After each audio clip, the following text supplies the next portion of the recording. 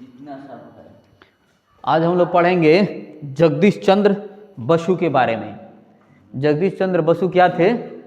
एक बहुत बड़े अपने भारत देश के साइंटिस्ट थे या वैज्ञानिक थे, जिन्होंने पेड़ पौधों के और फसलों के बारे में बताया है कि पेड़ पौधे भी सजीव हैं, पेड़ पौधे भी रोते हैं, पेड़ पौधे भी सुख दुख का अनुभव करते हैं। अब तुमसे क्वेश्चन आ जाए, पेड़ पौधे सजीव हैं या सुख दुख की अनुभूति इन्हें भी होती है, इसको किसने लाया था या किसने प्रमाणित किया था या किसने बताया था या किसने खोज किया था? कौन थे भाई? जगदीश चंद्र बसु। बाद में छापना लो, पहले सुन लो।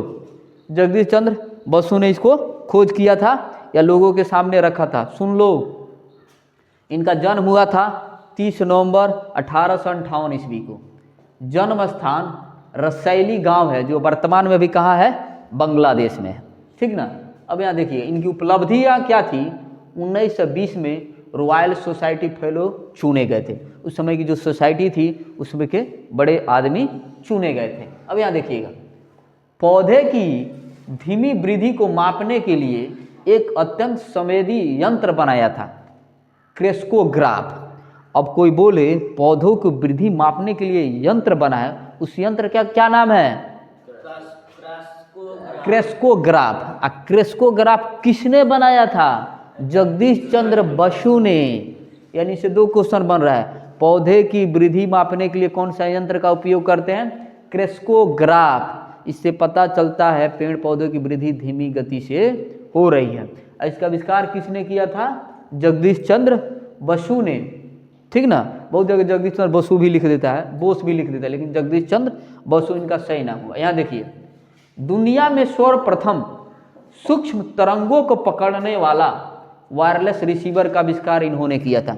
यानी जो भी वायरलेस जो रिसीवर होता है उससे तरंग निकलती है। तुम लोग इसको देखना, तरंग कैसे बोल सकते हैं? तुम लोग रिमोट यूज करता है टीवी चलाते हुए, तो ऐसा रिमोट दाबता है तो उसमें से देखना एक लाइट निकलती है। अगर दूर हम लोग रहते हैं तो नहीं कवर करता है, तो उसके पास जाके इसे करते हैं लोग थोड़ा सा, इससे सिग्नल उसको मिल जाता है, उससे लाइट जलती है, उसको टच हो जाता है। ठीक ना। ऐसा ही इन लोग क्या किया था, सर्वप्रथम तरंगों को, उसमें से जो तरंग निकल रहे हैं, जिससे रे निकल रहे हैं, उनके क्या कर रहे हैं, उनको पकड़ने के लिए वायरलेस रिसीवर बनाया था। वायरलेस रिसीवर जानते हो क्यों इसका नाम पड़ा? बिना वायर का था, बिना वायरलेस का, बिना वायर। वायर मतलब होता है जैसे ये अपना क्या है, वायर है, तो बिना वायर का रहता है, जिसको बोलते हैं हम लोग वायरलेस है। जैसे वायरलेस रिसीवर है, रिसीवर यानी उसको रिसीव कर रहा है, इसे जो तरंग जा रहा है उसको पकड़ रहा है। अब कैसा यंत्र है? बिना तार वाला है, बिना वायर वाला है, जो उसको पकड़ रहा है, इसीलिए इसको बोलते हैं वायरलेस रिसीवर। वायरलेस रिसीवर का आविष्कार किया था, जिसके आधार पर क्या करता है, पहले साइंटिस्ट था लो, जब मान लो तुम कुछ अच्छा चीज़ खोज कर लिया तो तुम जाएगा अपने से बड़े लोग को दिखाने के लिए कि ऐसे होता है। तो जो होशियार होते हैं, बड़े लोग होते हैं, अभी तो ऐसा नहीं होता है, चाहे लोग करता भी नहीं है, कि वहाँ पे गए तो कुछ त्रुटि होगी तो आपको सुधार देगा, वो अच्छी चीज़ है। नहीं तो क्या करता है लोग, आपको सुधारेगा और उस चीज़ों को क्या करता है, अपने आप कॉपी कर लेता है लोग, चोरी कर लेता है लोग। ठीक ना। चोरी करके उसमें कुछ सुधार करके नया बना लेता है। आजकल ये चीज़ें तो नहीं होती, लेकिन एक चीज़ें देखने को मिलता है, गाना जब सिंगर लोग गाता है, देखते हैं बड़ा बवाल मचाए रहता है कि हमारा गाना चोरी कर लिया है, हमारा सॉन्ग ऐसे चोरी कर लिया है। वैसे उस समय साइंटिस्ट लोग क्या करता था, एक दूसरे को, जो आप बड़े लोग हैं, बड़े लोग से मिलने जाते थे, यानी बड़े साइंटिस्ट थे, आपकी जो त्रुटि को बताता था और उसमें वो अपना ऐड कर देता था, कुछ नहीं ये भी होता है और रियली में होता है, और उसको अपना नाम प्रेजेंट कर दिया था कि discover by Milan, discover by Karan, discover by Bikki, यानी इन्होंने खोजा, इसमें कुछ सुधार लगा दिया। तो ठीक ना।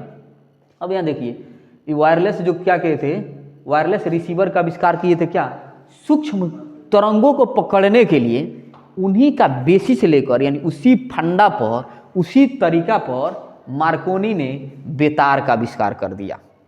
बेतार का आविष्कार हुआ था, बिना तार के क्या किया था, सिग्नल भेजा जाता। लोग नहीं बोलते हम तार कर दिए हैं, यानी तार का हो जाता है, वो लिखित रूप में जाता है।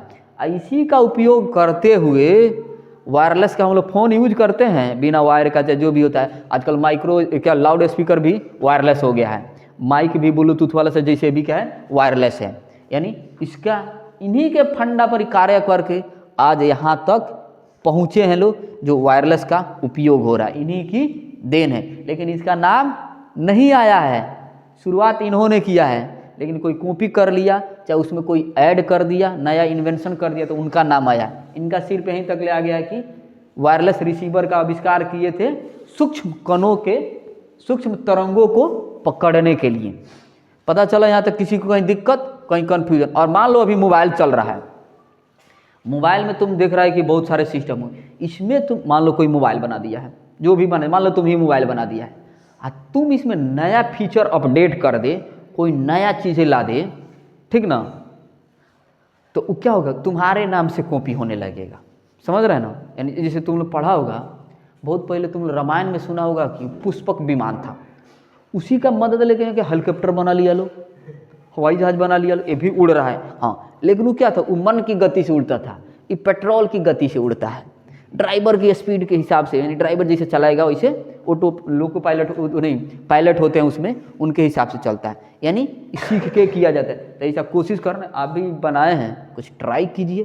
जैसे हम बोलते हैं कि नहीं, हम अपने इंजीनियरिंग कॉलेज में हम लोग कॉड कैप्टर बनाए थे, कि क्या हुआ था, जैसे डिलीवरी बॉय वाला होता है कि घर घर कुरियर पहुंचाता है, तो हम लोग की कोशिश था कि उस कॉड कैप्टर के माध्यम से, जीपीआरएस ट्रैकिंग के माध्यम से आपके घर तक पार्सल को पहुंचाया जाए। तो उसमें बहुत हद तक सफल भी रहे, कुछ त्रुटि भी हुई, लेकिन बहुत कारगर रहा। तो इसे आप भी कुछ बनाइए, मौका मिले तो ट्राई करना है। फिर हम लोग मिलते हैं नेक्स्ट वीडियो में नेक्स्ट हेडिंग के साथ, तब तक के लिए धन्यवाद, जय हिंद।